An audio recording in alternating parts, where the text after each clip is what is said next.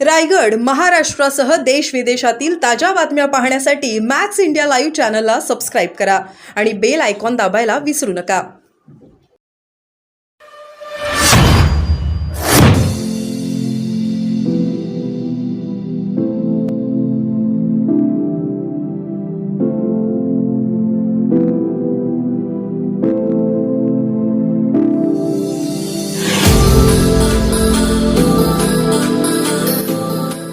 तरी होते गेलेले आमच्या घरी पुस्तकांना बाळांना पेन्शन चालू करा.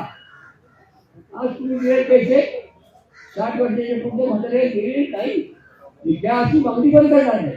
मी मागणी केले पेन्शन घ्या. प्रत्येकाला पैसे काढायचं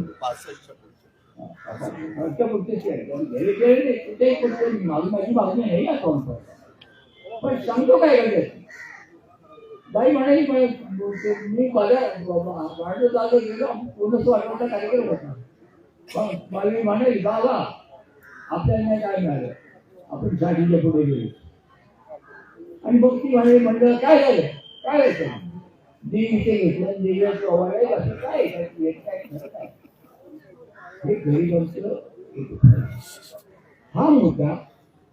आणि आता आणि जो आणते आणते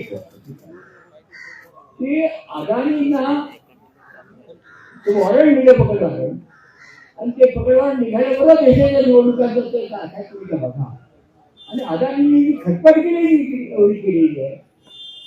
आणि आम्हाला दिसतं की हा मुद्दा हा फॅक्टर सोल्युशन चालणार नाही. परंतु हस्तक्षेप हो ना.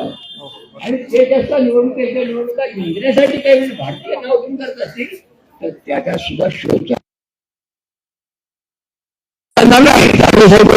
माझं म्हणणं आहे या पॅटर्नचा शेत घेतला गेला पाहिजे. शरद पवार त्यामुळे ते सांगितलं ते काही बोलले नाही ते साहेब. पण मी तुम्हाला मुद्दाम सांगतो, आताही मुद्दाम सांगतो की हे जे सगळं झालं याचे असे बरेच प्रश्न आहेत. सगळ्या प्रश्नांची मी हे लागणार नाही. पण माझं म्हणणं एवढंच आहे, माझं काहीच म्हणणं आहे ते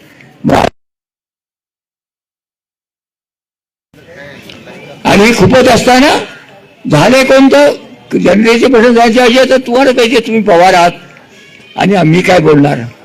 जे काही चालेल लोकांच्या जवळ पुढे जणू काय तेच प्रश्न जनतेचे प्रश्न आहेत. जनतेचे प्रश्न मागे राहिले. मी सांगितले त्या म्हाताऱ्याचं सांगितलं असं तुम्हाला सांगितलं असतं. त्याच काळामध्ये हे प्रकरण तुम्ही सांगितलं की मी ठाकून सांगितलं की मी धर्मनिरपेक्ष आहे, माझा सेक्युलर याच्यावर विश्वास आहे. तर बरे वाटलं. माझं म्हणणं आहे तीच रोखोक भूमिका जर आता आम्ही जे प्रश्न मांडतो याबद्दल पाड्या चुक आम्ही मी कुठे म्हणतो की तुम्ही सिद्ध करा. विराट लोकांनी बरोबर कामचं आहे काव्याचे काही सिद्ध करतो केलं बरोबर आहे. त्यात काही माझ्या सरकारचं चुकीचं वाटत नाही. करा कारण सदर्वच्या न्यायापर्यंत गेलं आणि माघारी आलं ठीक आहे. ती जाऊ त्याचे विश्वकुमार चौधरी वगैरे मंडळी होती. मी त्यांना मुद्दाम सांगेन की हे आपलं काम आहे हे सिद्ध करण्याचं. तेव्हा अरे ते सिद्ध करायचं काम आपलं आहे. ती जबाबदारी मी घेतली पाहिजे. माझं म्हणणं आहे की असं आता हे 2-3 महत्वाचे प्रश्न घेऊन मी हा आत्म्याचा केशाचा मार्ग स्वीकारून बसतोय आहे. आता इथेच काय बसलो तर भारतीय घटनेचं सत्यमेव जयते वेदवाक्य आहे. इथे असलेल्या या म्हाताऱ्याने महात्मा ज्योतिराव फुले यांनी सत्यमेव जयतेची मी प्रार्थनाच लिहिली त्या काळात घटनेच्या अगोदर लिहिली. आता म्हटलं ठीक आहे आपण सत्याचाच जो हे करायचा विचार करतोय तेव्हा सत्यमेव जयते सांगितलं त्या वाड्याचं आपण बसून आंदोलन सुरू करावं. त्यांच्या स्मृती होत्याने घटनेची सुद्धा 75 वर्ष होत आहेत ना. आम्ही मी महात्मा काय नातं नाही.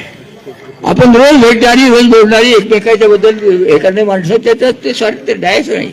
पण यावेळेला जे मौलिक प्रश्न झालेत त्यातून जे सरकार तिथे आहे त्याबद्दल माझे तुमच्याशी मतभेद आहेत.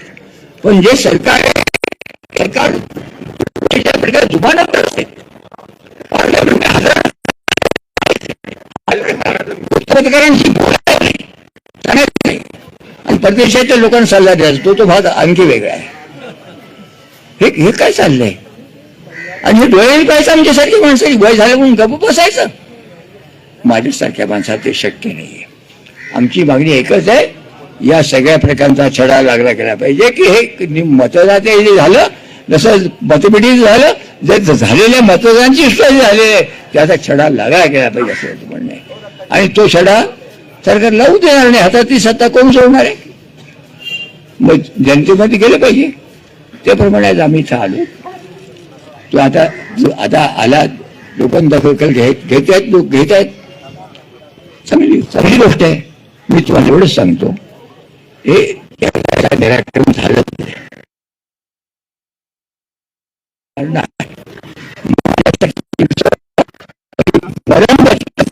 हा बाप सहन करणार नाही. का याने नाही ते मिळालं स्वातंत्र्य, हे हक्क त्यांनी नाही मिळाले. बाबासाहेबांनी आम्हाला फुकट दिलेले नाही. त्यासाठी लढावं लागलं होतं, हे लक्षात ठेवलं पाहिजे. गांधींनी हे सांगितलं, चले जाओ, करेंगे मरेंगे. पण इंग्रज असं नाही म्हणाला, चले जाओ सांगणार तुम्ही कोण? नाही, त्यांनी रीतीप्रमाणे अटक केली. असं नाही केलं. आता आणि थट्टा करणं हे काय झाले, ते तिकडे असं केलं, इकडे काय असं केलं. काय अशा प्रकारे चर्चेत असला तर गांधी करेंगे मरेंगे सांगितलं तर चर्चेसाठी ठेवलं, आगा खान त्याच ठेवलं. भाग तो नाहीये. तेव्हा माझं म्हणणं आहे, विरोधकांची सुद्धा संभावना जी केली जाते, विरोधकांचे संपर्क करायचा संवाद नाही. एक पक्ष, एक नेता, एकच आवाज, याच्याबद्दलचा आमचा मूलभूत मतभेद आहे. तो जाऊ देत. आज प्रश्न झालाय, मग अशी मी सांगितलेले जे प्रश्न आहेत 2-3, या प्रश्नांच्या मुळे बसावं लागलं. माझं म्हणणं याचं योग्य निराकरण व्हावं असं मला वाटतं. नाही झालं तर महात्मा गांधींनी सांगितलेल्या मार्गानेच आम्ही शांतता आहे. मी दगड, त्यांना माहिती आहे, मी कधीही कुणाला दिलेलं नाही, दगड उचललेला नाही. सत्याग्रह सविनय कायदेभंग, सविनय कायदेभंग ज्याला एक नाही, 2 वेळा 52 वेळा तुरुंगात गेले. आणि पैसे भरून तक्रारी नोंदवायच्या असतात. आता आमचे राम शिंदे भाजपचे, त्यांनी पण नोंदवलेली तक्रार, अशा अनेकांनी नोंदवलं. परंतु नंतर ते बघितल्यावर बरेच जण म्हणले की नाही आम्हाला नाही नोंदवायची. असंच एकदा वातावरण मागं पण झालेलं होतं, मला चांगलं आठवतंय 2014ला. पण नंतर ते हळूहळू निवळलं. आता कर्नाटकचं राज्य ताब्यात आलं काँग्रेसच्या, तिथे ईव्हीएम चाललं आणि हरलं की ईव्हीएम खराब, असं आपचं पण टाप आलं, मग तिथं ईव्हीएम चांगलं, असं म्हणजे मला तर काही, तुम्ही इतके वडीलधारी आहात की मी त्याच्याबद्दल जास्त आपल्याला सांगू शकत नाही, तुम्हाला अधिकार पण नाही. पण आमची हात जोडून विनंती आहे, आता जरी आलो नसलो तर काळजी घेऊन सरकारचा प्रतिनिधी म्हणून विनंती करतो. आणि उद्याच्या शपथ झाल्यावर पुन्हा सरकारचा प्रतिनिधी म्हणून पण सांगेल. परंतु आता तरी आम्हाला राज्यपालांनी काळजी वाहू सरकार नवीन येईपर्यंत पाहायला सांगितलेलं आहे. मी एक नागरिक म्हणून पण आलेलो आहे, एक कार्यकर्ता म्हणून पण आलेलो आहे, आणि काळजी वाहू सरकारचा प्रतिनिधी म्हणून पण आलेलो आहे, आणि माझे वडीलधारी म्हणून एक लेखाच्या नात्याने पण तुमच्याकडे मी आलेलो. धन्यवाद.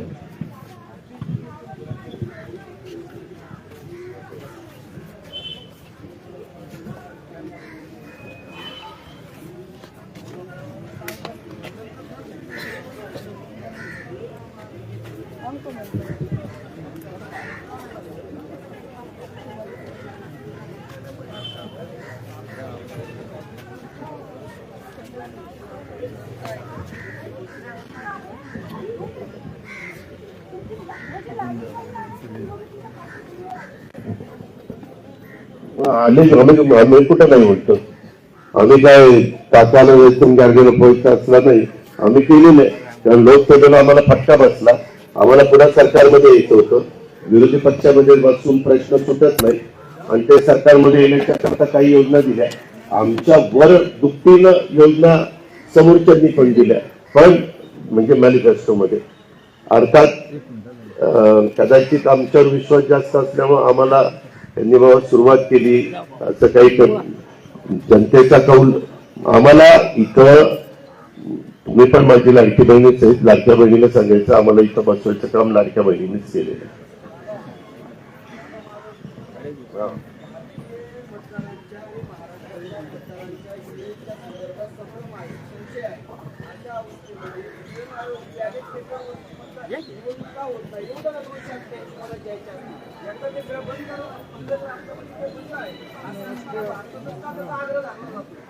डॉक्टर साहेब, आपण एकत्र किती वर्ष पिंपरी चिंचवडमध्ये काम करतोय या संदर्भामध्ये खूप वेगवेगळी चर्चा झाली.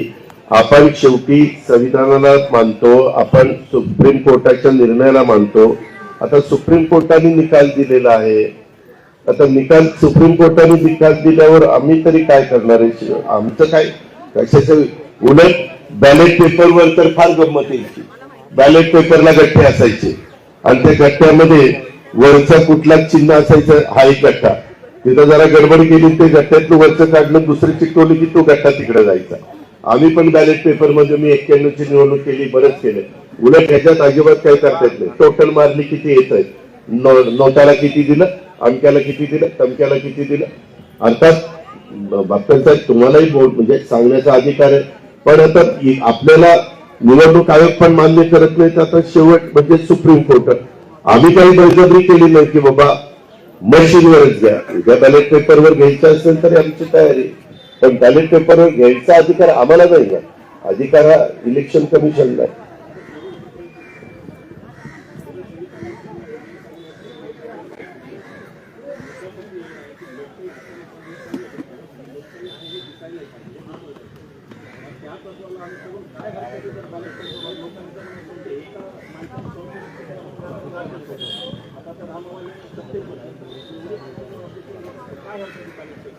लगेच सांगितलं ईव्हीएमच्या बद्दल तुमच्या बाजूने निकाल लागला की तुम्ही म्हणता ईव्हीएम चांगलं, तुम्ही पराभूत झाला की तुम्ही ईव्हीएमला दोष देता, आणि तसंच झालं. हेच लोकसभेला मात्र ईव्हीएम चांगलं होतं महाराष्ट्रात, का तर 31 जागा आल्या आणि आमचा दारुण पराभव झाला. आणि इथं मात्र लगेच ईव्हीएमच्या बद्दल मुद्दे काढायला लागलेत, म्हणजे पॉलिटिकल लोक हे सगळे आहेत. म्हणजे आमच्याकडे पण प्रत्येक गोष्टीला उत्तर त्या बाबतीमध्ये आहे. पण आपण जे म्हणताय, मी दिल्लीला गेल्यानंतर जरूर पार्लमेंटच्या हे असतात, सेक्रेटरी मिनिस्टर असतात, संसदीय कामकाज मंत्री, त्यांना आम्ही सांगू की तो विषय चर्चेला घ्या, चर्चेतनं घाडं काय असेल ते पुढे त्या ठिकाणी येईल. आणि बऱ्याचदा या संदर्भात सुप्रीम कोर्ट पण निकाल देतं, हे आपण त्या बाबतीमध्ये बघितलेलं आहे. आता इथं माझ्याबरोबर सुनील आलाय, सुनील 3000 मतांनी पडला, त्यांनी म्हणायचं का तिथं ईव्हीएमनी काहीतरी दोष दिला.